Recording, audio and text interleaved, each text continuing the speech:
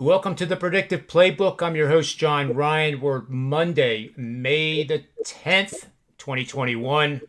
And I'm proud to be here with my good buddy and pal, Joe D'Amico, sportsmemo.com, one of the best in the business, and one of the guys that I like because he's not afraid to admit when he has a loss. And how many guys do you know out there that go like that when they lose? They don't even want to admit it. But that's part of the process, and that's what gets the older guys like us to where we are now. So welcome to the show, Joe. Thank And you, I John. understand you're running very hot right now. I think you swept the day 19 times in the last 30 days and ranked in the top three in several categories at Sports Memo. Absolutely. Over the last 30 some odd days, I've swept the board two-thirds of the time.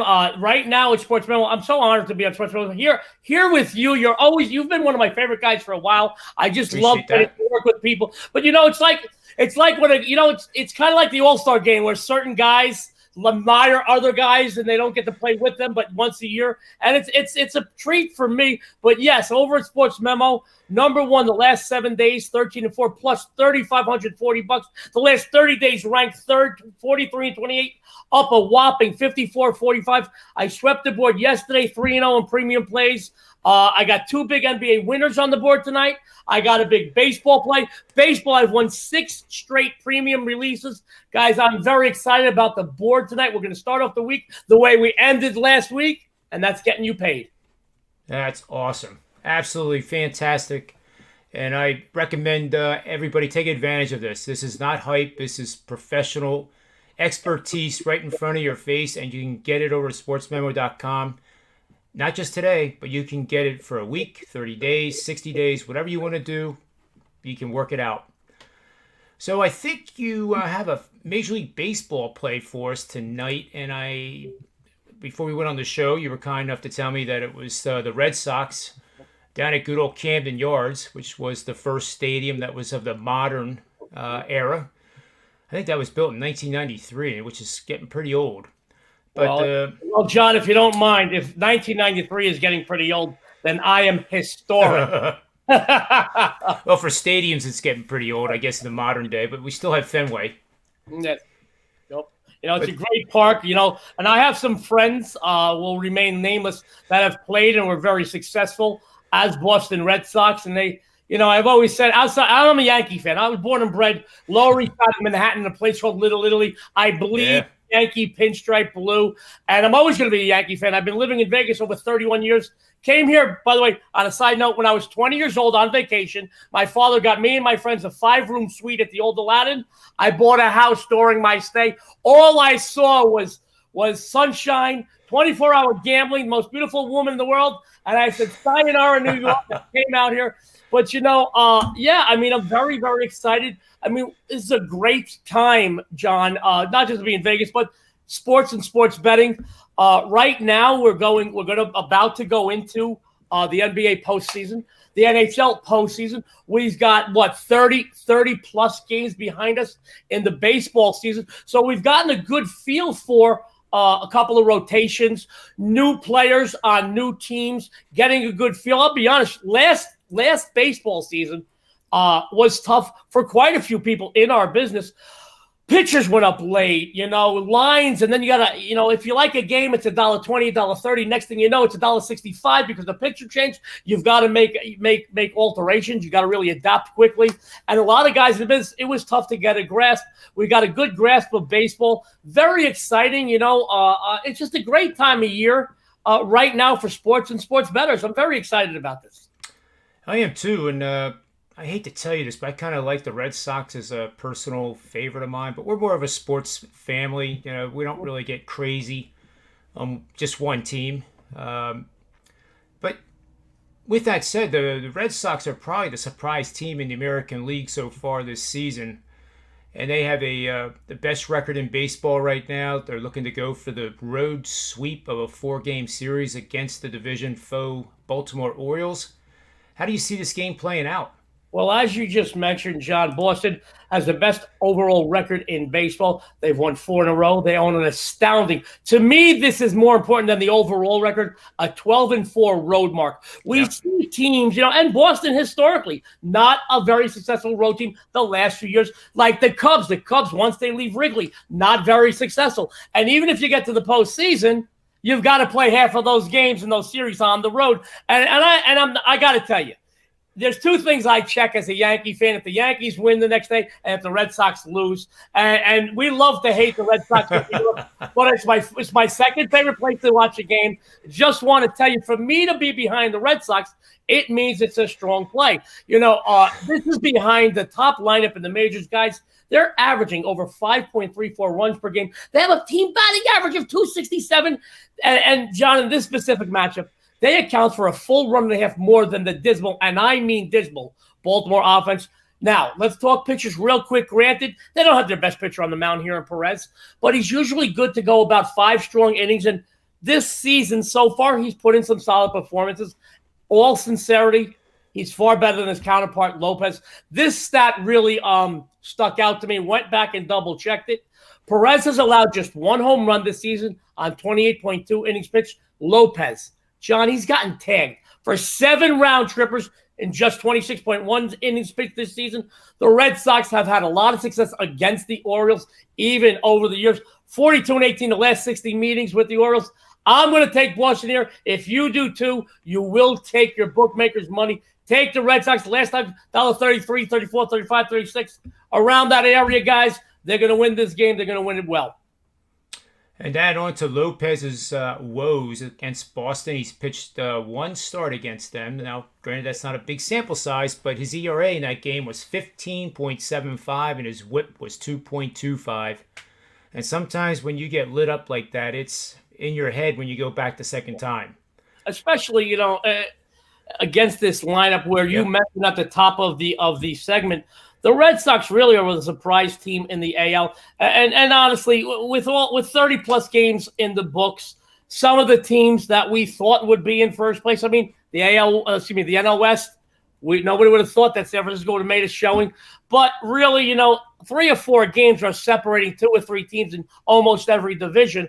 I think that as teams and pitchers and new acquisitions get a little more accustomed, they get a little more in sync, we're going to see the cream rise to the top. I think the American League is still, Boston's playing well now. They're in a very tough division. Yankees, Tampa Bay. You've got the Central, I think, is as tough or competitive as any. The West, Oakland's playing very well. But, I still think Houston is really, they've been there. They've been through it. They've been through tough times. They went through last year after the whole, the scandal. And the National League, I really do think some of the better teams are not playing well in the East. The Central is always going to be tough, but the Cardinals seem to have the experience, the savvy, the pitchers, the coaching. The West, though, I think is going to be a real good race. We got 2 teams that everybody was in consensus. San Diego and Los Angeles would be the cream of that crop, and right now San Francisco is playing well. I think we could agree that Colorado and Arizona will be bringing up the rear probably come a few more months down the road. But this is going to be one of the best baseball seasons, I think, yet. And I really do like the situation here with Boston today. They're scoring runs. No, and obviously when you're getting a team who has the best record in baseball, who's scoring the most runs per game with the highest team batting average at about $1.35-ish, 36, 37, it's telling you that the starting pitching isn't the greatest. But they can accommodate from that. As long as they're scoring 6, 7, 8 runs, it doesn't matter if I go on the mound today and pitch for them. I could go 3, 4 innings for sure and probably get the win. So I'm excited about this. I'm excited about the other plays I have on the board tonight over at Sports Memo, John. I've got my NBA.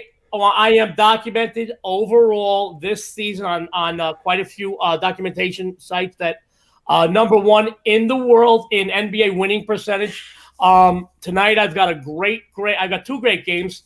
I've got my Vegas Insider move. They're 47, 13-1 documented over the years. I love the Pelicans-Grizzlies matchup. As I mentioned, baseball won 6 straight premium releases. Tonight I have my 71% MLB Crusher play.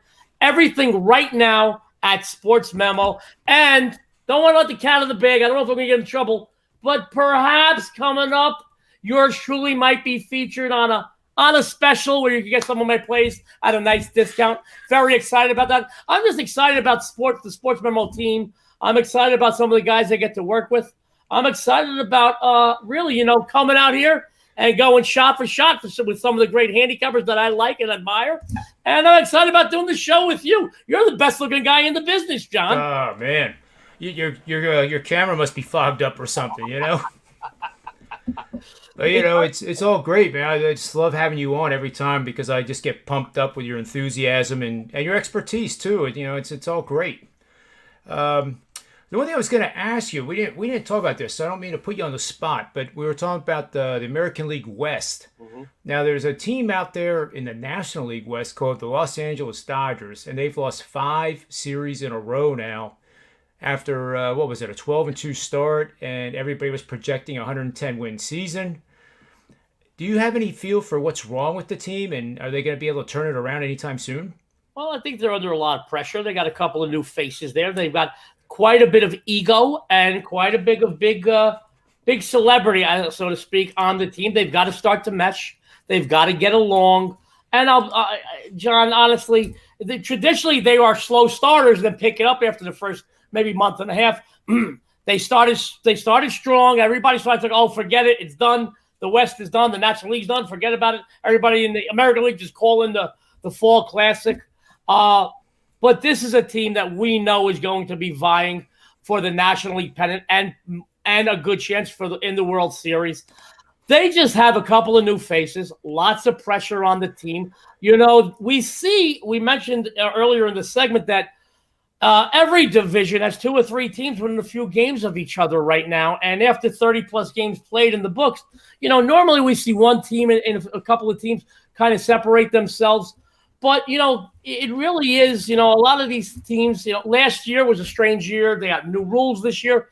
They have to get a little more in sync. And I think that as these teams play some more games, the cream will rise to the top. I think you will see the Dodgers and the Padres over there. I think you see the Cardinals. The Mets have a big payroll in the East. Atlanta, I think, still has a lot of talent. Oakland and Houston in the AL West. The Central, I think there's 3 teams there that could probably vie for that crown. And obviously I'm always going to be a front runner and favorite my Yankees, but that's going to be a lot of fun. And usually the AL East is one of, if not the most competitive division in baseball. It certainly gets a lot of the most of the ink because of the rivalries between the teams. But like I said, this is just going to be a great season. The Dodger fans, and I love, as a lifelong Yankee fan, I would love to just, talk badly about the Dodgers, but I'm not going to. This is a team with an enormous amount of talent. They've got an enormous amount of talent. They really do. But they've got some ego, and they've got a lot of pressure on them after last year. And, I think it'll take a little time for them to mesh, but they will certainly be vying for the NL pennant, without a doubt. Yeah, they have a pretty favorable schedule coming up, too. They play 2 against Seattle starting tomorrow night, and they have Buehler and Urias on the hill for those.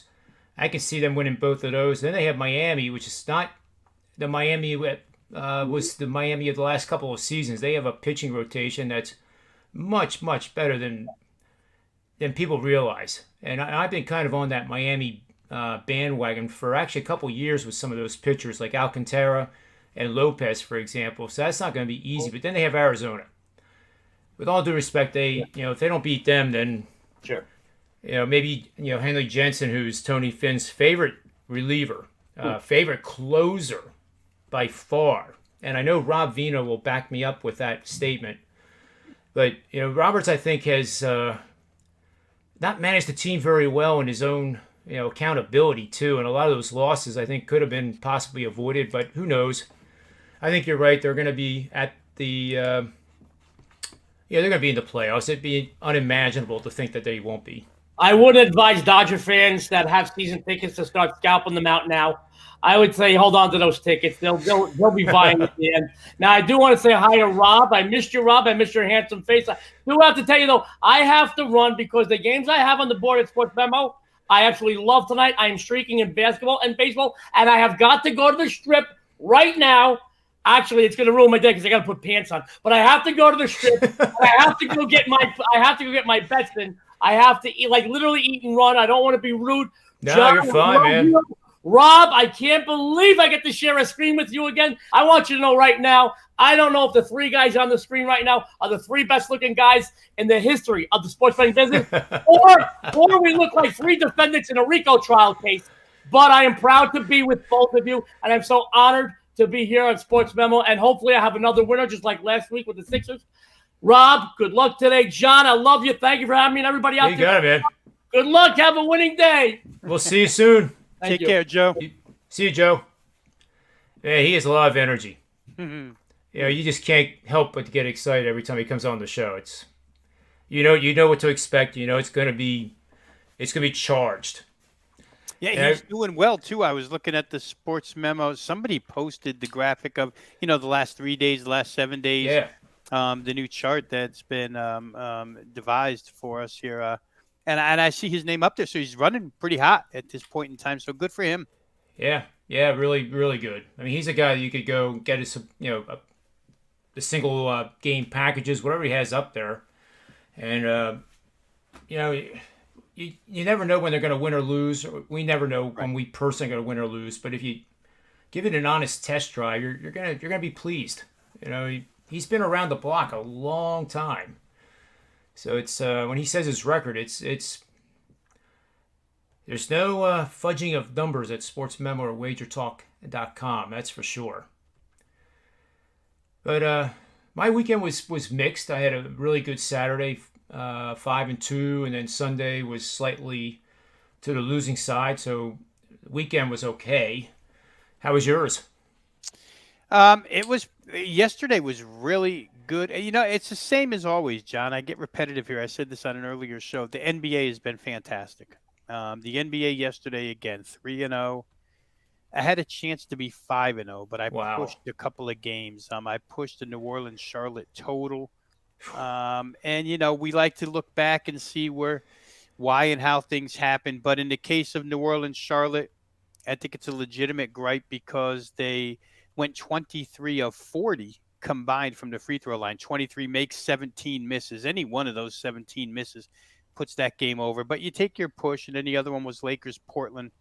First half over 106, which landed 106. But otherwise, NBA it continues to be great.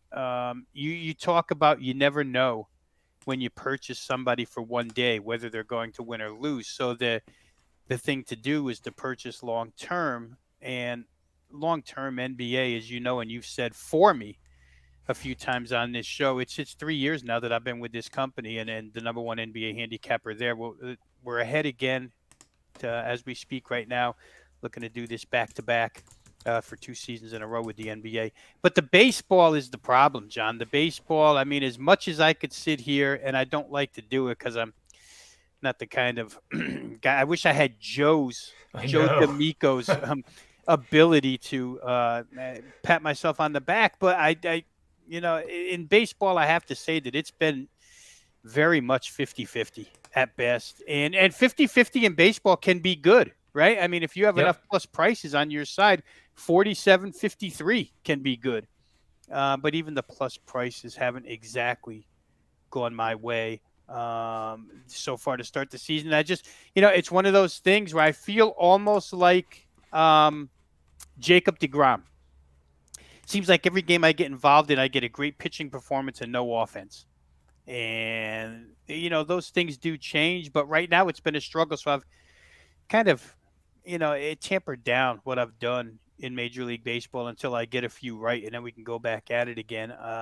But, we'll see. You think you're seeing them right, and they just don't turn out right. Yesterday was an interesting day, and the whole weekend actually was kind of interesting in baseball. Some of the stuff that happened, the Phillies-Braves extra inning game, the Angel comeback against the Dodgers on Saturday. I remember turning that game off 13-0, only to wake up to a 14-11 final. Yesterday, Trevor Bauer getting mad at Dave Roberts for yanking him from the game. But, I heard you and Joe talking about the Dodgers, and I think Trevor Bauer's day yesterday kind of sums it up for that team. The fact that the offense is hitting 217 over the last 2.5 weeks or so means that you can't load the bases and then give up a double with 2 outs. You have to get out of that inning if you're a Dodger pitcher, because they're not going to come back for you at this point in time on a nightly basis. So Bauer was angry. He got lifted. The bullpen's been miserable. 9 blown saves by the Dodgers already, which is not good. So there's a lot of reasons why they are where they are. But I guess the good news, just to wrap up your guys' Dodgers discussion, if you're an LA Dodger player, part of the organization, fan, the good news is that nobody's running away with that division right now. Nobody's running away really with any division. So plenty of time left to do the right thing. Dodger injuries have been a concern, certainly. Among other things, Justin Turner not hitting, Max Muncy. I think I saw Max Muncy's batting average was 221, but his on-base percentage was 430 or something crazy like that. 36 walks this year. Corey Seager broke out a little bit yesterday. Dodgers have some issues, but they're lucky that San Diego hasn't had a real torrid start to the year, because they would be a tough team to catch. Much tougher than I think the San Francisco Giants would be. Yeah, I'm not on the Giants bandwagon just yet. It feels more like they just went through a pretty good stretch, and we need more. We need a bigger resume before I actually think they are a contender in the West. San Diego and the Dodgers on paper are clearly better, and whether it's the Dodgers, management of the games, or trying to get a handle on Trevor Bauer. To your point, I mean, that you want that guy stable up here in the head, because that's when he goes on those stretches where he has those allowing 2 runs over 30 innings. But I was watching a little bit last night, and I thought he was actually pitching really, really well. He's he was painting corners, and when he does that, he's unhittable. So it was a little bit peculiar coming out of the game, but that's a decision he too has to respect. But that particular moment was a little awkward. Yeah, how about the tunnel situation for the Mets, John? with Francisco Lindor trying to pawn it off as seeing a rat or a raccoon, and I just don't think that a major league 25-man roster funnels down the runway that way, one right after another, to go see a rat. Something happened there between him and Jeff McNeil. Yep. Whether it was verbal, I don't think it got physical, but we don't know. But certainly something more than is seeing a rat happen down there in the tunnel. I guess, the Mets go ahead and they win all 3 games, so winning does cure everything, and hopefully it's not the start of some kind of rift between the two. They have to play next to each other. But I think we see those types of arguments between teammates every sport, every game. Sometimes they're made into a mountain out of a molehill, and hopefully this was just nothing in its past. Yeah, I think you're right too. I mean, these guys basically live together. They travel together. They're on the same jet together. I guess they go to different restaurants now that a lot of these states are opening up. And speaking of that, wasn't it nice to see the Phillies playing in Atlanta? Almost 40,000 people, and I thought the volume of my TV was up too high, because I'm not used to hearing 40,000 people, and that's kind of it's just so refreshing. There's no doubt the NFL is going to open up with full stadiums, and we're going to be back to normal, and that's just that's something really to be grateful and thankful for, because at the end of the day, this is entertainment for us. Even though we make professions out of it, it's entertainment. Yeah. So in the card today, I was going to start out with with the Major League Baseball edition of the Angle of the Day. Okay. And that one here is right here, I think. No, that was the other day, so let's get rid of that one. Let's see. It is right here. And need the Jeopardy song here now. So this is one that I just kind of pulled this one out of thin air last night. And it has to do with scoring in innings. So the maximum number of runs scored in one inning is what this is prefaced on. So you have betting on a home team and a host hosting a guest that scored at least 6 runs in any single inning of their previous game. And believe it or not, that is 45 and 20 for 69% winning bets, averaging just a minus 114 money line wager, making 28.20 for the $100 better over the last 5 seasons for a 33% ROI. And that tells you to bet the San Francisco Giants. The Giants are 10-2 using the money line after a loss this season, and they also are scoring 6-point runs per game, 360 on base percentage last 7 games. Are you a buyer or seller of this angle of the day, Rob? You know what? I would have to say I'm more of a buyer to that angle. First off, I understood it really well. And second off, I do think there is something to playing against a team. I mean, it's been a baseball adage for a long, long time, right, John? As long as I've grown up, is when a team is scoring an excessive amount of runs, whether it be in one inning or whether it be in a game, used to always hear people say, save some for tomorrow, because the tomorrow always seems to come up a little dry. So I without having your numbers, I see them now, of course, but if I was just asked that question blindly, I would probably lean toward what this angle is telling us. Play the team that's hosting the team that had a huge inning the prior game to maybe not have a lot of offense in this particular game. Alex Wood, if we want to get into fundamentals, has been a pleasant surprise for the Giants. I don't know that he's pitched this well in quite some time. Kyle Gibson had been off to a real good start for the Rangers. I think he hit a little bump last time out. But, yeah, I would, just off the top of my head, I would lean to what the angle's telling us. Yeah, and there was one thing I saw today, too, when I was looking through the season to date averages out of the database. And it has to do with Texas against left-handed pitchers, which kind of stood out because I think they are actually second or third best in baseball, batting. What is it here? Oh, the last 7 days they are number 2, number 3, batting .290, scoring 6 runs a game, on base percentage close to .350, 72 hits, 12 homers. But again, the question I would have for you is that sustainable by the Texas Rangers? They're, a couple weeks ago, we didn't think they could hit their way out of a wet paper bag, and then voila, they all of a sudden are almost batting .300. But do you think it's sustainable or not?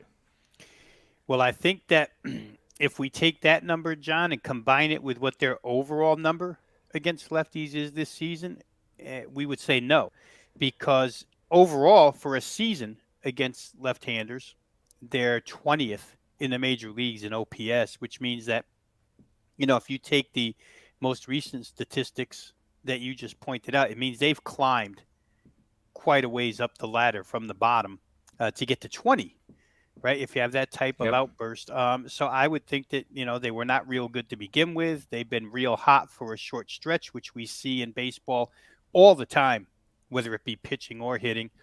I would tend to think it's not sustainable. I mean, just, when I look at that lineup as individuals, I wouldn't think it's sustainable against left-handed pitching. A couple of their better hitters happen to be left-handers who don't hit left-handed pitching really good. So I would think not.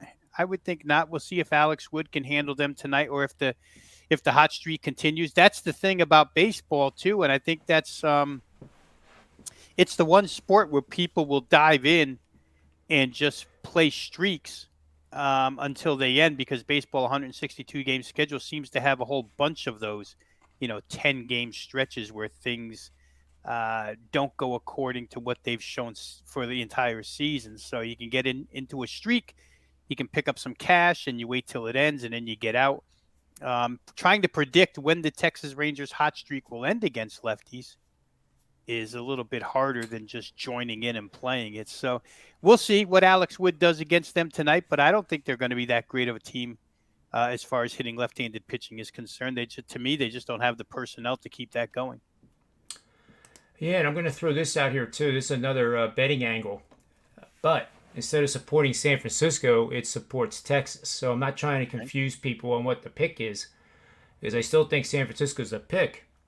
But here's a system that's gone 65%, averaging a 149 underdog wager. You're going to bet on all underdogs of 125 to plus 175 and batting 305 or better over their last 5 games, facing an opponent with an excellent starting pitcher with a whip of below 1 over his last 3 starts. So you have Wood in that situation facing a hot hitting team and an underdog of significance. Plus 149 is nothing to turn your head against. Mm-hmm.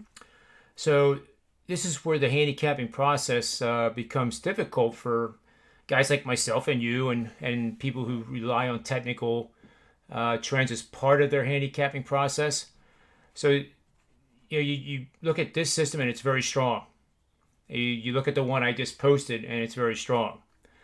Where the difference is, though, is that the regression part of my handicapping says that Texas is not going to put up another 6-run inning in this matchup. And it's very rare that you have any games at Major League Baseball level that have back-to-back games scoring 6 or more runs in a single inning.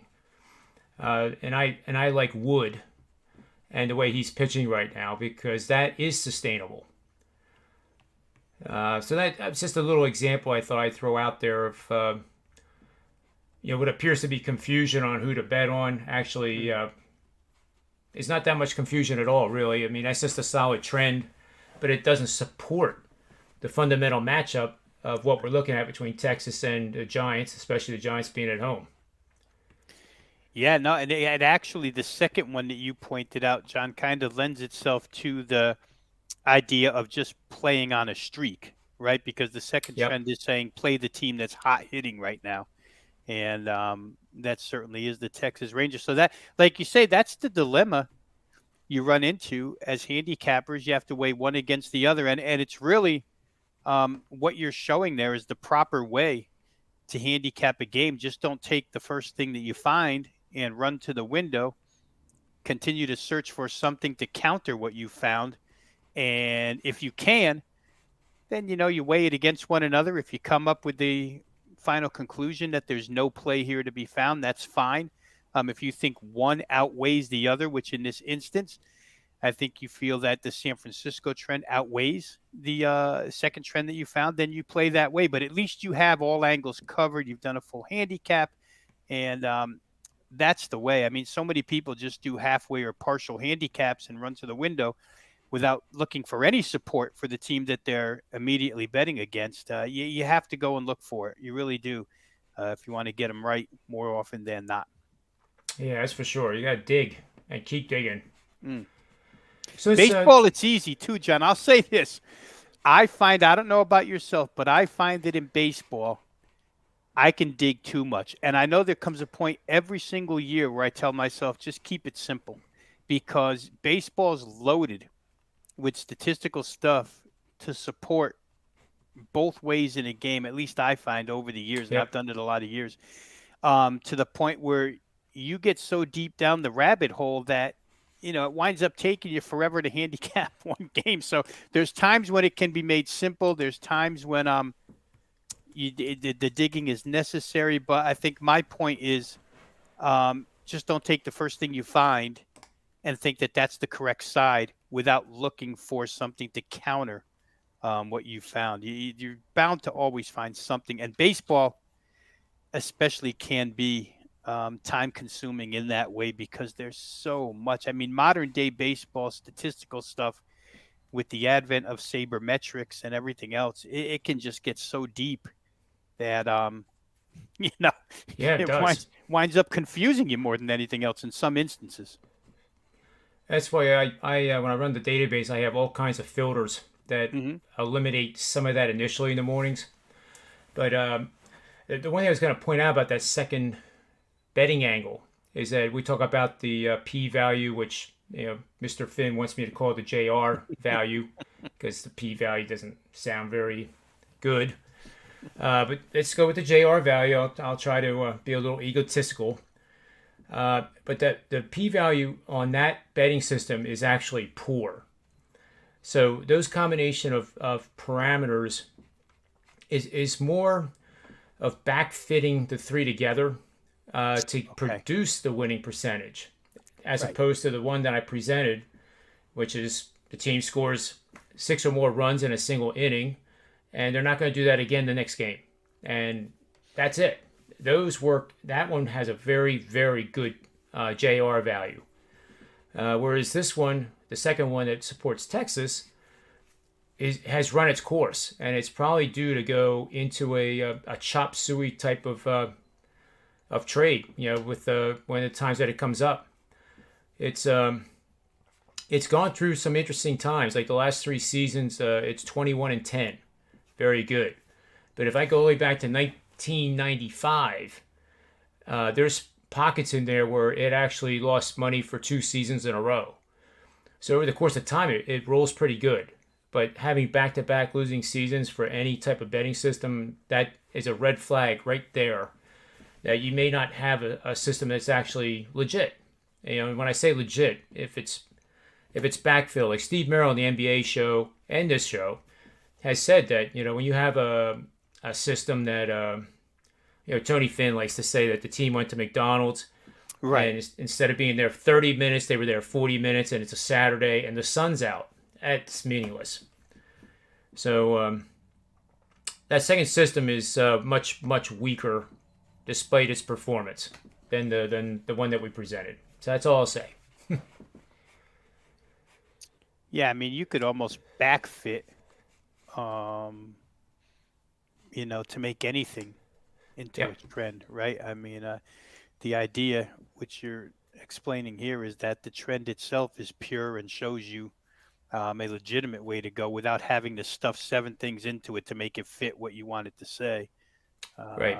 So, we'll see how Alex Wood does. Both of these guys have been great. I wish that the total had come a little bit higher, and maybe even a 5 inning total with these guys, both of these guys on the hill, and the initial trend that you presented. Maybe that could lead us to a 5 inning under in this game, but 7 for a full game in Major League Baseball now. And I know we talk about it a lot on this, pub edition of your day. We talk about the batting averages being so low and the hitting is down and the totals are coming down. Odds makers have to bring it down. But there comes a point where, to me, 7 with bullpens across the landscape, you wind up in a lot of trouble playing under 7s in the late innings. So we have in recent years really become as a betting community, more of a 5 inning betting community in baseball, just to eliminate what goes on in these late innings.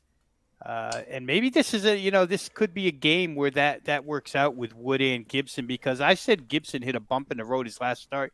And for those listening, that bump in the road was only 3 earned runs allowed in 8 innings. That's how good he's been up Yep. until that point. So you may get in San Francisco. A park, John, I heard the other day, I don't know if I was on with somebody or if I heard it on a broadcast, but has played a little more toward the offense this year. And you can see that in the fact that the Giants have gone over the total in 8 straight games. Generally speaking, that park, AT&T, Pac Bell, whatever they call it nowadays, has been a really good pitcher's park. One that I think Kevin Gausman, if you want to just point out a pitcher who has taken advantage of, a guy that comes from Camden Yards, which is a bandbox, and now comes to San Francisco, and he's a dominant starting pitcher.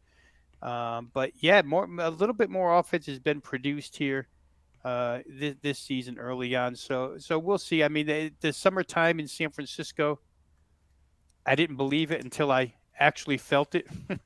But they tell you it's as cold as any winter. And I went there for a July game with a buddy of mine without a jacket, and I was probably one of the worst moves I ever made, because it gets cold in that park. But right now they seem to be scoring some runs. I would just think that these two pitchers, in combination with the trend, the initial trend and angle that you presented here, would lead me to believe first 5 inning under might be a good play. Yeah, and I'm actually pulled up on Wager Talk here.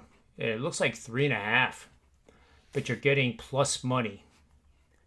So you need a 2-1 game out of these guys. That's the ceiling of what you can get, which, just off of their track records this year doesn't seem impossible whatsoever. But again, 3.5s, they're always a little dicey. 1 3-run homer in those first Yeah. 5 innings, and you're in trouble.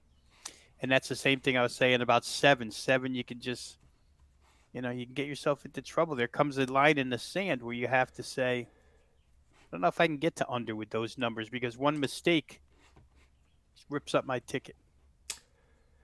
Yeah, it reminds me of the soccer show I had with Paul Carr of True Media Sports and ESPN, and he's 5-0 in the show with his soccer picks with the UEFA semifinals, and now we have the final coming up on May 29th. But he had a game where it was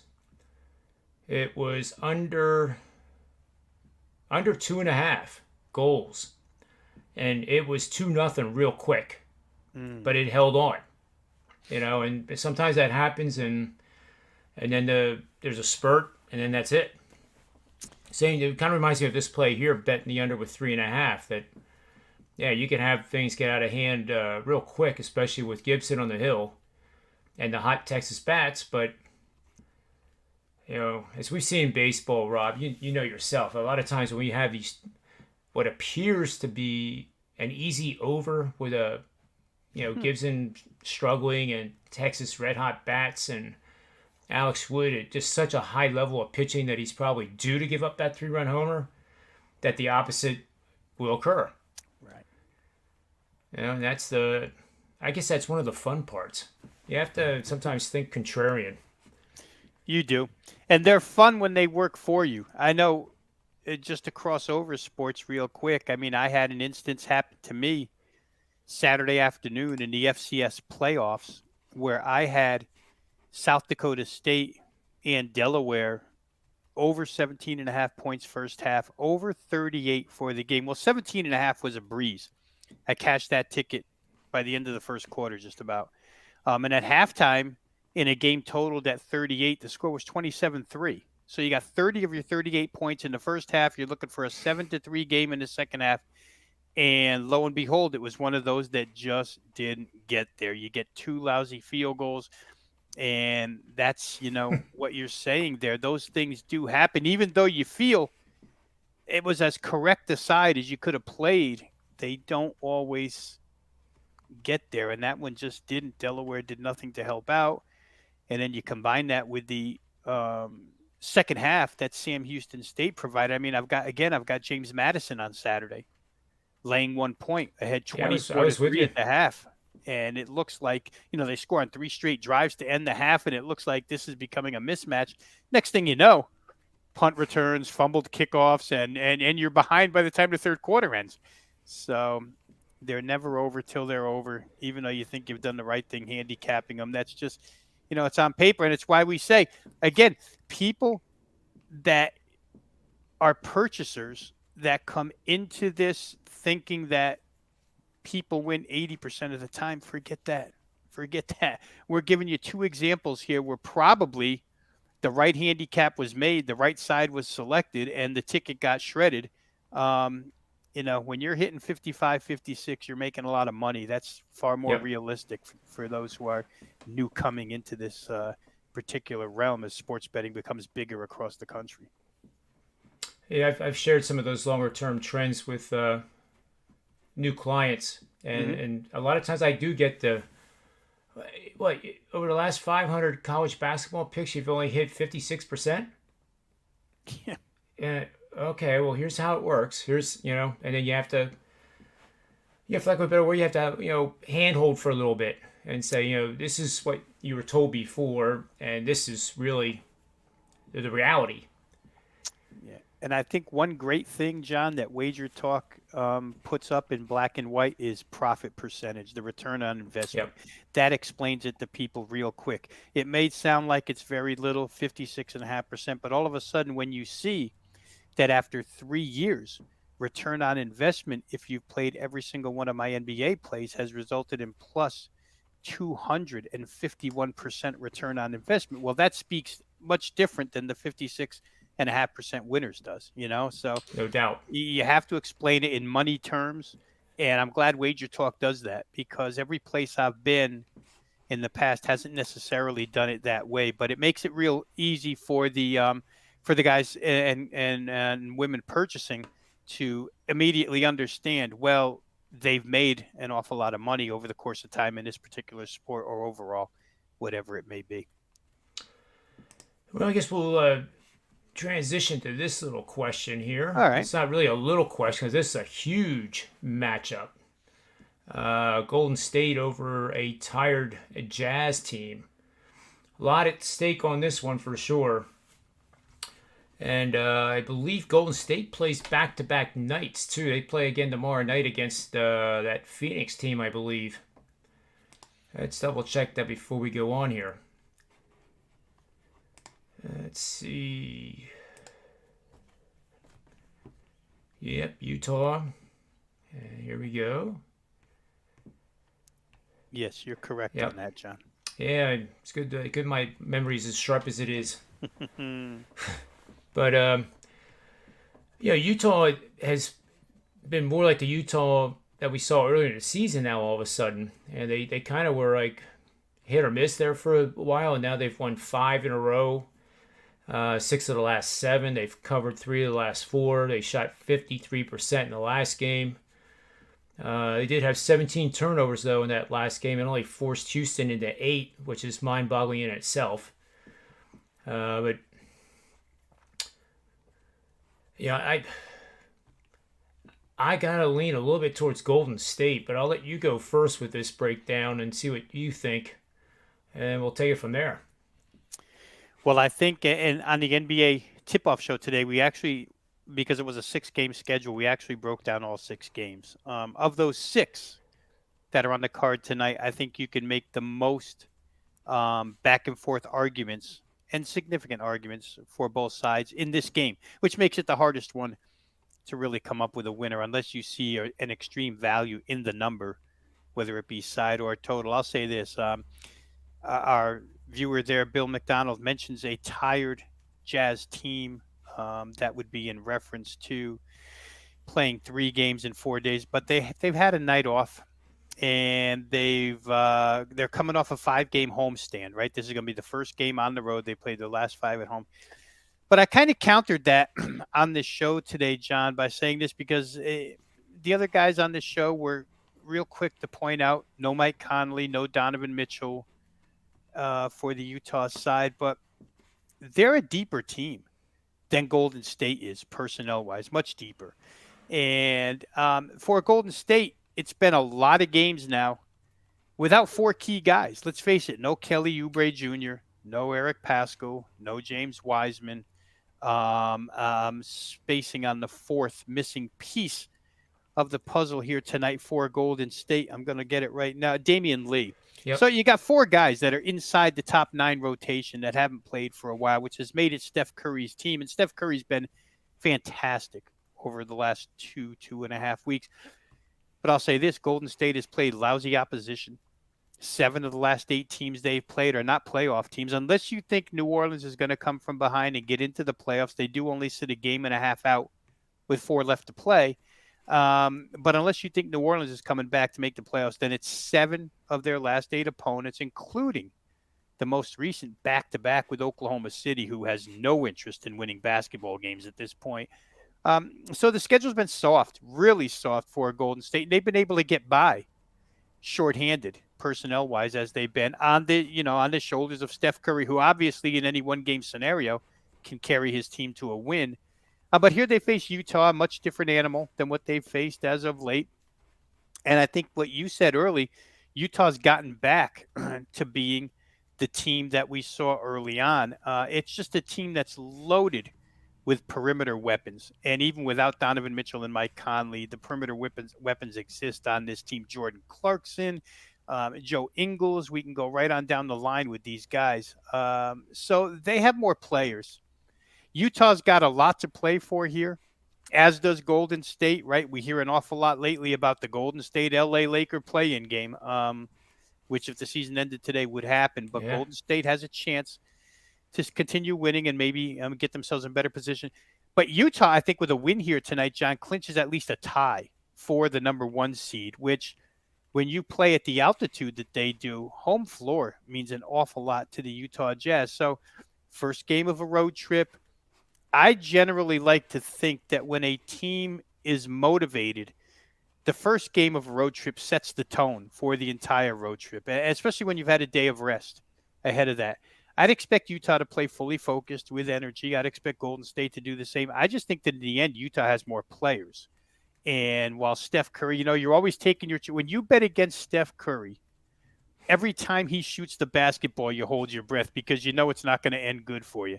But hopefully, if you're backing Utah tonight, they can do a little more offensively than Golden State can. I just think Golden State's losses are probably more substantial where depth is concerned than Utah's are. So if I had to make a play and I didn't play this game, I would take Utah. I would lay 2 points just because I think they're better and they're motivated. But I could see it going either way. You could tell by the way I'm breaking this down that I could make a case for either side. It's going to go a long way to determine what happens in the playoffs, that's for sure. Mm-hmm. And Golden State loses, they're almost becoming a lock for that play-in game. And I have to counter a lot of what the media is saying. Like the trend is like, boy, if the Lakers play a play-in game, who in the world would want to face them? I actually, if I was Golden State, I'd want to play them now. Because because they won yesterday with Anthony Davis's 40-plus point effort, doesn't mean that they're back by any stretch of the imagination. That second unit is horrid. That's horrid, horrid. So I'm not sold on him, and I wish Ski was actually here to give us the rundown. He has a real good. He knows the pulse of that Lakers team pretty darn well, and the Clippers. Yeah, the Lakers become extremely different when Dennis Schroeder and LeBron James get back into that starting lineup because that pushes 2 guys starting now back into the depth, and then the depth that's currently horrid becomes, a couple pegs better. That's a good point. With them, they then have those guys. Kyle Kuzma did not play last night for the LA Lakers, so it was really on Anthony Davis's shoulders, and he showed that he could shoulder the load against a team that, in essence, John, doesn't have that big man in the middle to stop him, and neither does Golden State. Tell you the truth, without Wiseman, Kevin Looney can only do so much. They don't have a real good interior presence to stop Los Angeles when they put those twin towers together, Andre Drummond and Anthony Davis. So fundamentally, if LA is healthy and their starting 5 is their starting 5 come that playoff game, again, cohesion, as we talk about with the Brooklyn Nets, has a lot to do with it. But I would say this, at least LeBron and Anthony Davis have played a season together with each other. I don't know that that's the same as the Brooklyn Big Three, right? It's probably a little easier for Davis and James to get into sync. Fundamentally, you would think the interior belongs to the Lakers in that game. So for Golden State, you're right. They probably wish, you're absolutely right, they wish that this game was happening right now, today, when they don't have to face that type of situation and get shredded on the boards and give up interior points, and Curry has to score 45 for us to win. So the Lakers may benefit from the fact that that play-in game doesn't take place for another week and a half. And I think that I saw LeBron James actually may come back Tuesday. Was I right on that? Which would be tomorrow. There's a possibility we see him again tomorrow for the final 4 games of the season to give him a chance to get back into form. I just, I like the matchup today, Golden State and Lakers. I don't know that I like it a week from now if Dennis Schroeder's back at the point and LeBron is back at power forward or small forward. Yeah, it's a lot of questions yet to be answered.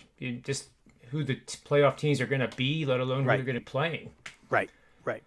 But Utah is now down to 2. Well, that's a game that I definitely am going to stay up and at least watch the first half here on the East Coast. Mm-hmm. Yeah, that's going to be a good one because I'm looking at the total too, 225. That's come down from 228.5. So that basically implies like a 114, like 115, no, 114, 112 Utah win. And we know Golden State's pretty darn good when they score over 111 points and home games. So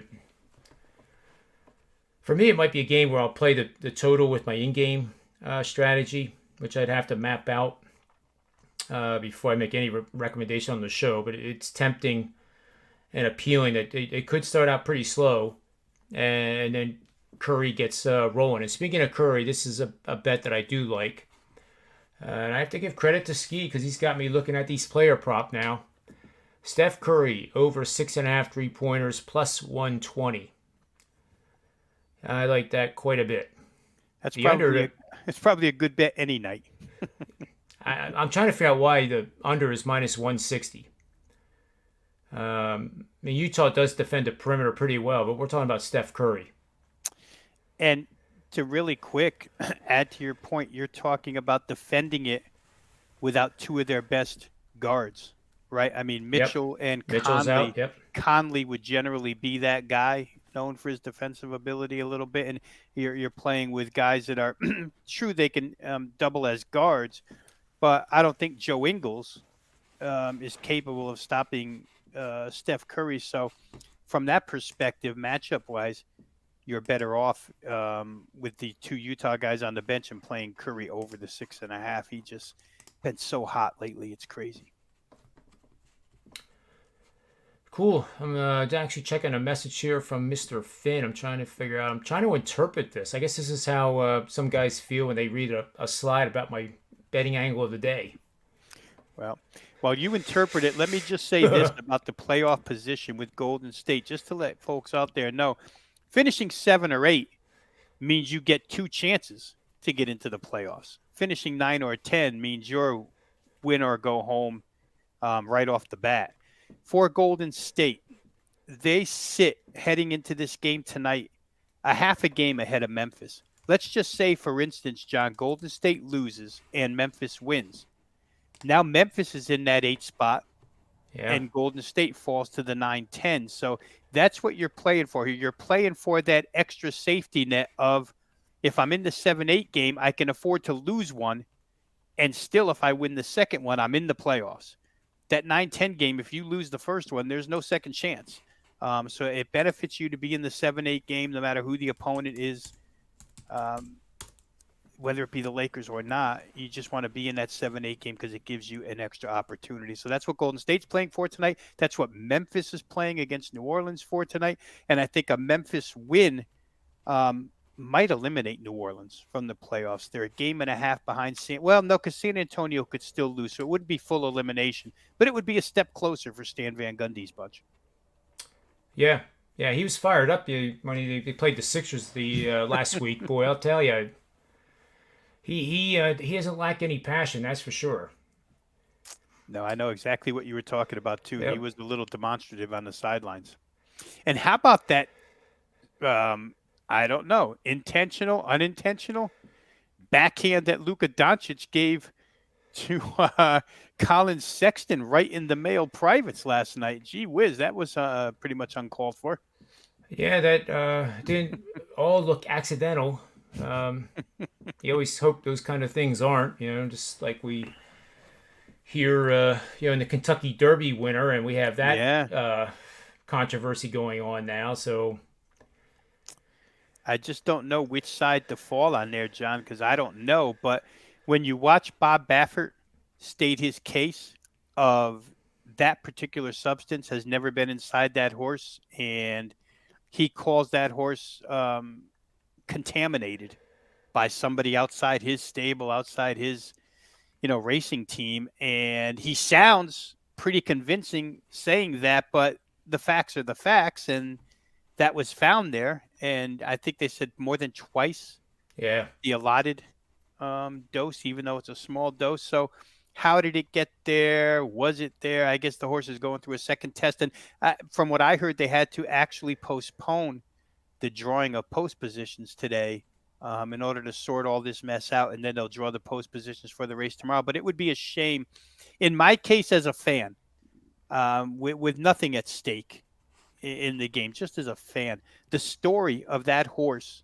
and what he was bought for and what he was sold for and how he really had no chance. And he wins the Kentucky Derby. To me, that horse winning the race was great. And I'd love to see him be able to have the opportunity to go out and win the Preakness and maybe find his way into a potential Triple Crown. But who knows? And then the other horse that comes second that would be placed first isn't even entered in the Preakness. So we wouldn't see a Triple Crown in that case. I don't know.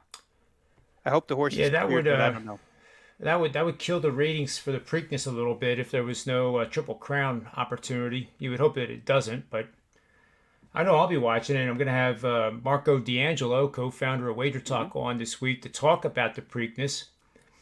I guess once this gets all sorted out, so that, the handicapping that he does so well can be done. Because right now we don't know if that horse is racing or not.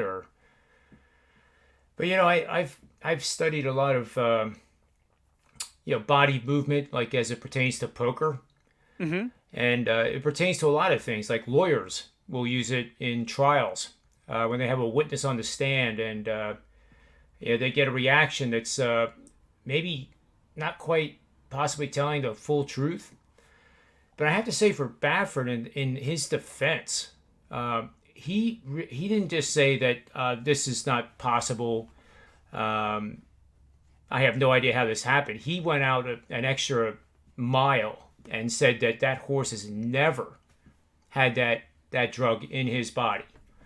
And apparently, I think if I'm right here, they can use that drug, but it has to be done between races, and it cannot show up at all on race day. Right. That's the way I understood it. So for him to go take that kind of leap, I mean, that's like standing at the edge of the cliff, and he doesn't know if he has a parachute on or not, and he jumps saying that I know I have a parachute here and I'm going to be fine.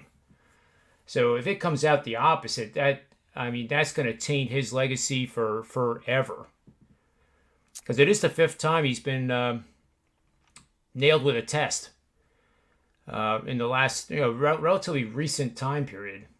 But I take the high road like you do, Rob. I hope this comes out good for the horse, good for Baffert, good for Right. And I know Baffert's polarizing. He's kind of like the George Steinbrenner of horse racing, and people either love him or absolutely despise him. And I get all that, but sometimes you got to put that despising to the side, I think, and just let this work its way through. And let's hope for the best, at least for the horse's sake.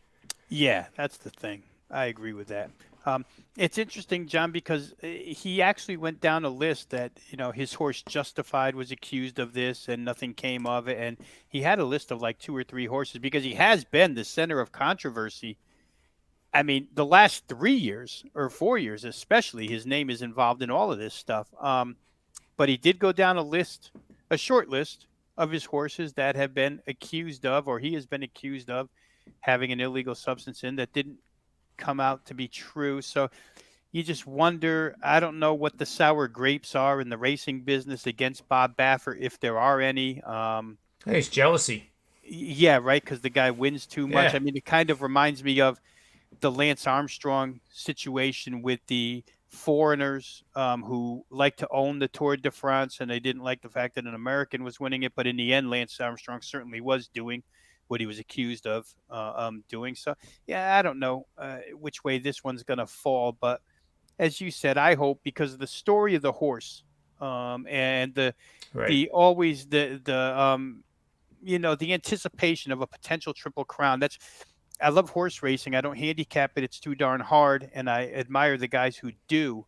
But for somebody like myself who takes interest in the Triple Crown, these 3 races, and makes sure they're must-watch TV, I hope that the horse is cleared for that sake. If he's not, he's not, and Baffert becomes, that villain figure. But hopefully all ends good. In my world, at least. That's the way I want it to end. Yeah, I'm in your world. Absolutely. And that's one of the good things about having a guy like Marco D'Angelo, who's been doing horse racing since 1986, and he breeds race horses. He just knows everything there is to know about it, and he's had some very successful superfecta bets too over the years at these big races. And I'm glad I tailed last week. We did cash with Hot Rod Charlie coming in third, Mm-hmm. and very close on the superfecta actually. But I did have the winning horse. I did not have the winning horse. So it really doesn't matter how close you come. It's the horseshoes and hand grenades thing. You get close, it does not matter. Still a loss. Well, speaking of big bets, I can't believe I didn't mention this on the PGA show with David Behrman, ESPN. The guy's just on fire. Is there something hotter than being on fire? I mean, like, he's it. Again, another winning week. That's 9 of 10 on the show. I will humbly say I was in agreement that my best bet was Rory McIlroy. He agreed with that as well. And I actually tweeted on Saturday morning, I believe. And this was before I knew what happened to Bryson DeChambeau. I don't know if you don't really play golf or follow golf, I guess. But Yeah. I took Rory after round two and tweeted it to win. And also Bryson went. He was 8 shots out. And he had made the cut. What I didn't know was that after the second round, he triple bogeyed 18. He was in 90th place, Oh. and he and his team got on a chartered jet back home to Dallas. And about 3/4 of the way to Dallas, he got, I guess, texted somehow through his agent that, oh, by the way, you're in 68th spot now. And what happened was Quail Hollow is really, really tough back nine. It features the Green Mile, which is 16, 17, and 18, the 3 toughest holes on the PGA Tour every single year. And the wind got up to 15 miles an hour, and here Bryson makes the cut. So he's back home in Dallas. He takes a flight at like 1 in the morning to get back to Charlotte. And what I was told, he had no time to warm up at the driving range. Hit a couple putts on the putting green, went to the first tee, and was 6 under going into 18, and then he double bogeyed 18, so he was 5 over on 18 just those 2 rounds. But and he acted like it was nothing. He just said, well, I got back to Dallas and I knew when my flight was, so I worked out twice and I had a bunch of protein shakes, and then I flew back to Charlotte and played. But I was glad for Rory. I mean, if there's ever a time that you bet Rory, it's Quail Hollow. That's his course, and he really got it together on the weekend. So now you got the PGA Championship coming up after the AT&T Byron Nelson, which is this weekend. And there's a lot of names now. Now you got Rory in the mix and a bunch of others, and that's going to be just crazy. So actually my weekend was better if you count that. But, They all count. Yeah, they do. I mean, 12-1. Actually, Rory was as high as 18-1 prior to the tournament start, which is insane. That. I mean, I don't even know how to compare that to anything else. It's just super cheap. And granted, he may not win that event, but you play those guys for a top 10 and top 20s, and you're going to come out ahead. But anyway, I want to finish the show with your breakdown of one of the games you like. And we'll review the best bets for the show, and then we'll have some dinner. Sounds good to me, John. Let's go NBA. The Indiana-Cleveland game. Not necessarily the most aesthetically pleasing game to people because Cleveland's involved, not because Indiana's involved. But I think it presents a situation here that we can take advantage of, and maybe multiple situations in this case, depending on which way you'd rather go. I'm going to make a case for first half total, and I'm going to make a case for a side. And I tell you, where Indiana's concerned, none of us as handicappers at Wager Talk Sports Memo and likely in other places are in the business of expecting to lay 9 with Indiana and get away with a victory. Tonight may be that exception. For the Cleveland Cavaliers, a team that is in that mix of teams that just are not interested in winning games anymore, right? They're 0-10, their last 10. They're getting beat by double digits on a regular basis. Tonight they rest Kevin Love because it's the second of back-to-backs. He doesn't play the second of back-to-backs. And here's what they're going to go with for a start. Well, not here's what they're going to go with. Here's what they have to go with for a starting lineup because they're so shorthanded where personnel is concerned. Dean Wade, Isaac Okoro, Jarrett Allen, Damian Dotson, and Colin Sexton. All right. Now, to the average person who might watch an NBA game every now and then or watch the college game the past 4 years, they might know Colin Sexton. The remainder of that starting lineup, nobody knows. But I think what gets more problematic for the Cleveland Cavaliers is the bench. The bench, when you go to last night's box score, and then you take Kevin Love out of the equation, you put that bench together for tonight. It's a 3-man bench. So they're going to be on back-to-backs with only really 8 guys. Wow. One of those 8 guys is Anderson Varejao, who's been back and forth on the Cleveland Cavaliers since LeBron James in 2006. Guy's 38 years old. He's one of your top 3 bench guys for tonight. It's a team that lacks size and probably by second half will be fatigued. And you can only go with that size of a team, especially off of last night. They played Dallas. Now they come here. I think first half, John, the Pacers are the Pacers, right? We've talked about them enough. We tried to draw a line in the sand at 244 for a total with the Indiana Pacers on one show. And we watched that game against the Wizards go 154 to 141. The Pacers are what they are. They've had one game over the course of the last 3 weeks. And I think it's a game we talked about here at length where we thought maybe there was a mutiny against the coach at hand. They had lost to Sacramento, I think, and only put up 93 points. Yeah. Otherwise, they score. And then they score, and then they score. And while they're scoring, they allow. And then they allow, and they allow. So both ends of your over bet are covered by the Indiana Pacers. They score a bunch, they play at an extremely fast pace, and they give you just as much as they score. So to me, Cleveland probably can go toe-to-toe for a half as far as point production is concerned. The first half total here is 116. I would look to play that over 116. Indiana's going to bring pace. Cleveland might be able to survive a half with their 8 guys, but second half, you would think that that's where the fatigue sets in, where the lack of any quality depth sets in. I mean, the guys that are going to be on the floor in the second half, if the bench is included for 25 minutes or so, it becomes detrimental to the Cavs' chance of winning a game. And that's where I think Indiana full game -9 could actually be a good play. We know that they're capable of 125 plus. And once you get into that range, you know, the other team's got to score 120 to cover 9.5. Or 9 points, excuse me. And I don't know that Cleveland in the second half will be capable of, you know, just out of, like I say, sheer fatigue, able to put up those type of points. So to me, the top play would probably be over 116 first half.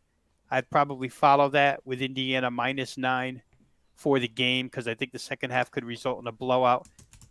If you wanted to wait, I mean, I know that you do a lot of in-game. Maybe there's a price point where you would look for Indiana to be at a lower price than 9 and maybe hit them at that exact moment. That's also doable here. But for me, it would be first half over, 116, Indiana -9 for the game. I like them in that order. I like the over better, a little bit better than I do the full game side. Yeah, that's awesome. It's a great breakdown. I've been going into the database based on what you said. And I think you will get a chance to do the Indiana bet in game. Now, your bets that you're doing for the show were again? First half over 116. Yep. And full game Indiana -9. Yep. And I agree with that. First half, as you say, Cleveland probably can do pretty decent. There are actually teams that have lost 8 or more against the spread, and actually Cleveland has lost 10 straight up, 10 against the spread, which shows that they have given up and are on back-to-back nights. Actually are 19 and 11 against the spread, believe it or not, for 63%. But that, you know, terrible JR value, terrible. I mean, it's just I'm sitting there backfilling it to come up with a winning percentage. Mm-hmm. Now, if we go back here,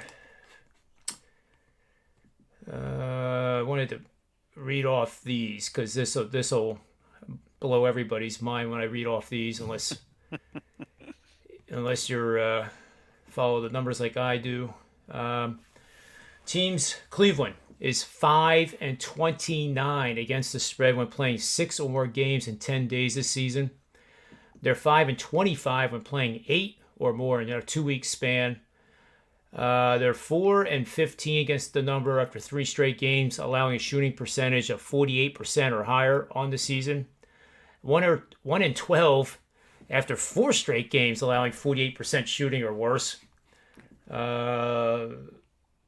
This is almost amusing, really. 3-15 against the spread after allowing 105 points or more in 5 consecutive games. I guess I'll stop. Now here's another one. 1-15 after failing to cover the spread in 4 or more consecutive games this season. So, my money is not going to find Cleveland. Even with Steve Merrill's money, even if Steve Merrill's using somebody else's money and it gets in my hands, I'm not doing it. Yeah, and I think the circumstances, if we just add 2 situational circumstances, end of season, 4 games left in the year, teams, generally speaking, will just roll out the balls. It's time to go play golf rather than worry about winning basketball games. And it just suits what Indiana does, right, John? They want to go. And to me, Cleveland's not going to put up any resistance on the defensive end in this one, partially because they don't have the personnel to, and secondly, because I think over the course of 48 minutes in a back-to-back situation, they'll just be too tired to. In those cases, NBA players look for their points more than they look to play solid defense. So, I mean, there's a lot of situational stuff to when this game is being played and to the style that it'll be played that kind of support playing it over, playing the Indiana side. Like I say, none of us to a T would look to lay 9 with Indiana on a regular basis just because of their lack of defensive ability. But in this case, I'll take their lack of defensive ability for a half against a team that still has some juice in their legs. And then second half, I'll take their offensive ability to make it into a blowout and create some separation at that point. They may get Malcolm Brogdon back tonight, which would be a huge help. No, I haven't seen the 5:30 injury report yet to know Brogdon had a question mark next to him earlier in the day, as did Jeremy Lamb. I don't think Brogdon's necessary, but it certainly would make a difference. The line would probably go up from 9 to 9.5 or 10, an extra point with their point guard.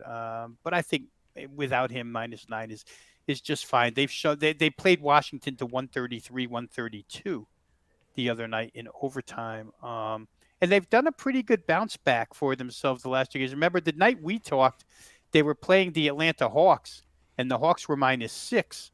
And they beat the Hawks outright in that game. And I think in our little 4-person box, there wasn't any of us that was willing to bet against the Hawks in that situation. So to Indiana's credit, they stood up for their coach a little bit, right, and continued to play. It's a playoff team with a little something to gain here with a win. So that's the way I see this one going. Yeah, they actually could be dangerous. If I'm the 76ers, I'm just glad I'm the number 1 seed. Because they have it mapped out, and I still cannot understand why there's such a gap between the Nets and them. The excuse is made that they only beat the Pelicans by 2 after leading by 17. Well, they won. They won. Yeah, they made it a little bit harder than it had to be. But then again, John, a few games before that, they made it a little bit harder than it had to be against the Spurs, right? The Spurs started 1 starter that night, and it went overtime. And really, you would hope to have that game finished off by halftime and not have to go back to your starters. But I think in the case of the New Orleans game, I'm trying to remember now which game it was this weekend where Seth Curry and Ben Simmons did not play. Maybe that was Saturday night against Detroit. It was Saturday. They didn't play, so they got them some rest. But Philly's done their job. I mean, when we were talking 3 weeks ago, we thought that they had blown their opportunity for the number 1 seed after they played those 2 horrible games against Milwaukee. But, at that point in time, they were the team that was injured, and they were missing a lot of pieces. And those pieces have come back since, and they've taken advantage of other teams that haven't had pieces. It seems like every team the Sixers walk into, I mean, that Friday night I had to laugh when at about 5:30, 6 o'clock, Zion was announced as out. And I'm thinking, wow, this Philadelphia just keeps stepping into it. Now Zion and Brandon Ingram aren't going to play. And the next night, Detroit rested everybody, which is just a signal that they're not interested in winning games either. When, the Detroit Pistons have load management and rest requirements for their team. But like you say, give the Sixers credit. They are where they are, and it's important to them to be that number one seed. Home floor, especially important to the 76ers, no doubt about it. I just don't know how you stop Embiid right now. That he has that mid-range jumper that is just pure and soft, but nobody talks about it except us, and he's as good as it gets right now. I Oh, mean, he it's is. going to come down. The most valuable player voting, and I don't know who the voters are, but when it happens, it's going to come down to him and Nikola Jokic. And I know there's a couple of things against Joel. Number one, the amount of games he's played as opposed to Jokic. Jokic has an amazing amount of double-doubles this year. Probably the assist factor, Nikola Jokic is like a point guard on the floor, and we have to give him as much credit for carrying his team without Jamal Murray and those other three guards. So maybe he wins it, but that's not a slight against Embiid. And as I've said before, both of those guys, especially Joel Embiid, I think at least, maybe it's because I'm close to the Philadelphia area and I hear it more, I see it more, but I just feel like he's got bigger things on his mind than the MVP. I don't think losing an MVP or coming in second will upset him as much as not getting out of the Eastern Conference this year. I think that's his end game. And, they've got every opportunity now to do it, right? They're in a good position. And obviously when we were questioning whether they had blown the number one seed, Doc Rivers, in hindsight, now had a plan. And that plan is really kind of working pretty good right now because Embiid's not putting in big minutes, and he's not going to be rusty. And I said that before, with the Nets, Harden's not going to play the playoffs. And granted, he's James Harden. But there could be a little rust on him. There could be a little endurance problem. I mean, that's where I think the Sixers just have such a huge opportunity and advantage over anybody they play in the playoffs. Especially with coaching. I'll put Doc Rivers up against anybody in the Eastern Conference right now. And you'd obviously put their defense up against anybody's defense. I mean, when push comes to shove, if it's a 110-110 game or a 111-110 game, and Philly's got a 1-point lead and the other team's going to get the last shot, you've got a lot of faith that Philadelphia can make that defensive stop. I don't think you have the same faith in Brooklyn. I'm not sure you have that same faith in Milwaukee, the two major contenders here. That's really the main advantage they have over those other two teams is they can lock you down when they want to. And hopefully in the playoffs, they want to for 48 minutes every game if you're a Sixer fan, because if they do so, not that you can stop Brooklyn from scoring, not that you can stop Giannis and those guys from scoring, but you can stop them enough. We use that term in football, right? Just make enough stops for a good offensive team. And if Philly can make enough stops, they certainly have that advantage over the other two teams. There's no question about it. And I think I'm trying to remember back a ways now. Maybe when we first started this show, I think you were quoting the future odds on the Eastern Conference. Maybe I'm wrong and it wasn't you. It was another show. But I think it was where Philadelphia was the third choice to win the East, which at that time even seemed outrageous, right? Yeah. And, it pretty much still is. I'll try to pull it up here quick. Let's see, NBA futures. I have the. This is for the NBA championship. Nets plus 240, Clippers plus 5, Lakers plus 5, 76ers plus 7, Jazz plus 7, Bucks plus 9. So they have finally jumped ahead of the Bucks. Rightfully so. But I think it was the show last Monday. I'll have to check my ticket, but I went plus. It was 12-1 for the Sixers to win the championship, and I did that with like double pizza money only. But I was getting so annoyed with that I just said screw it. I'm doing it because then I have it done. But I also have 7-1 for the Eastern Conference championship, and it was the day that Harden got traded. And the reason I did that had nothing to do with the Nets. It had everything to do with the Celtics not getting the point guard that they desperately needed. Mm-hmm. And I was on Miami yesterday, and I think Miami's going to win again tomorrow. And then they have the tiebreaker over Boston, and Miami could actually move up as high as 4, if I remember right. Whereas before yesterday, they could have been a playing game. Yeah, they're kind of scary when they're at They full are. health, and they remember what it was like last year when they went all the way to the final. So that's Yep. one of those teams that you have to get rid of because they're not going to get rid of themselves. Jimmy Butler, boy, oh boy. And I mean, Adebayo and that. Yesterday was amazing the way they shot the basketball in the first half, Yep. 79 points in the first half, and Boston makes a pretty good comeback. But They were down no, you're right. 26, Yeah. and they cut it down to about 5 or 6, I guess. And then, Miami regained control. All without Jaylen Brown. I don't know his status for tomorrow, but obviously that's a huge piece of the Boston offense. But I think it goes to show, once again, I've been on this horse for a long time now this season, that Brad Stevens, who when he came from Butler and when he first got to Boston, his identity is as a defensive coach.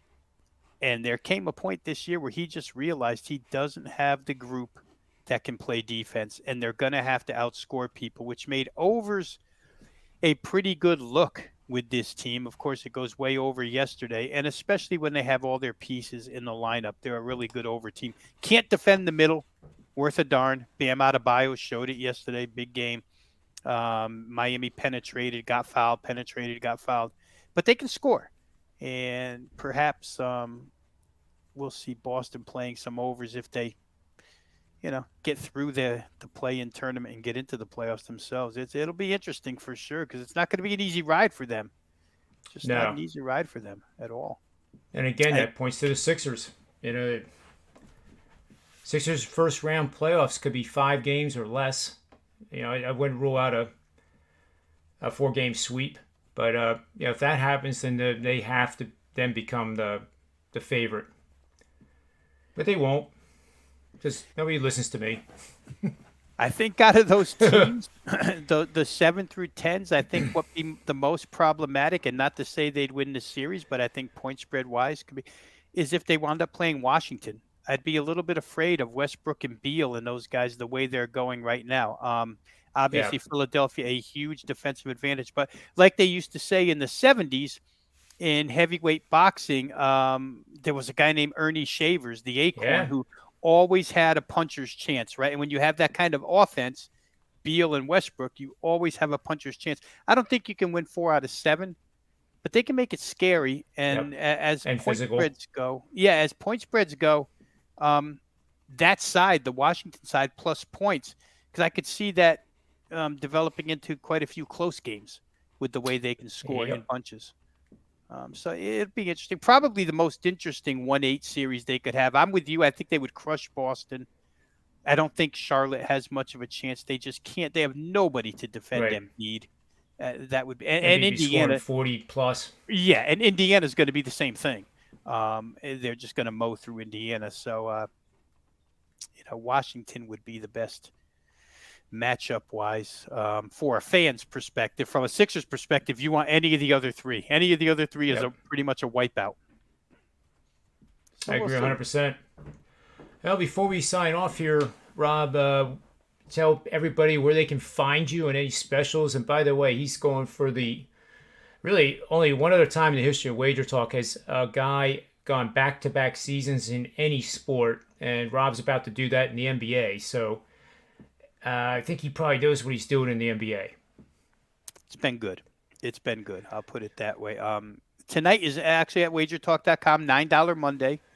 All plays are $9. If you go there right now, wagertalk.com, on my homepage, Rob Vino, you can find NBA up and available for this evening, where you could purchase, like I say, for $9. Tomorrow, John, real quick here, Wager Talk runs $2 Tuesday.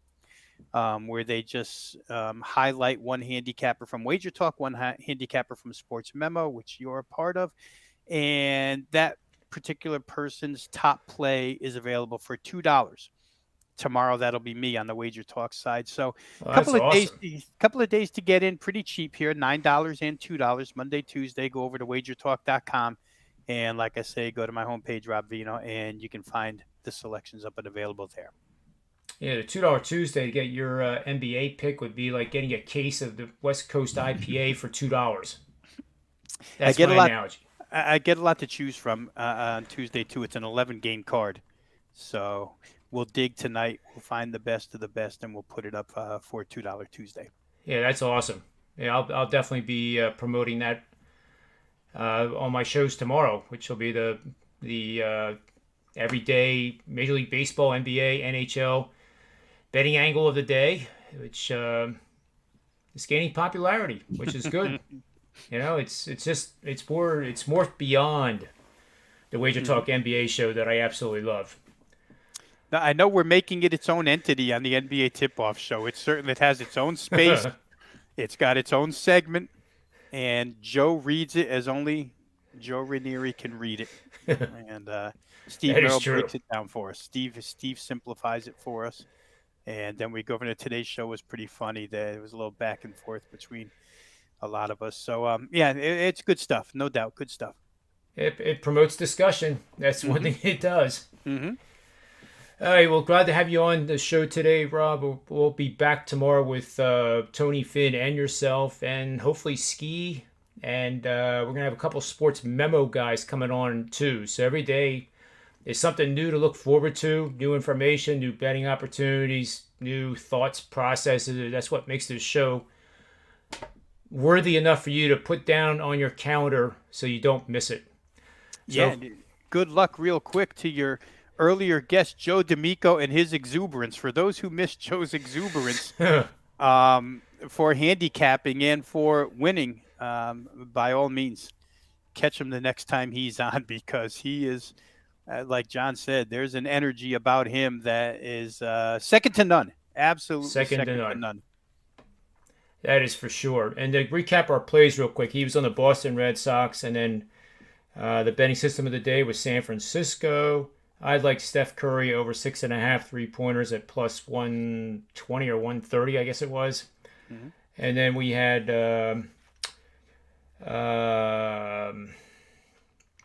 first half over 116 in the Indiana-Cleveland game, and then Indiana minus the points for the full game. Right, and if you get a chance in game, there may be some parameters there where in game can get you paid on either one of those as well.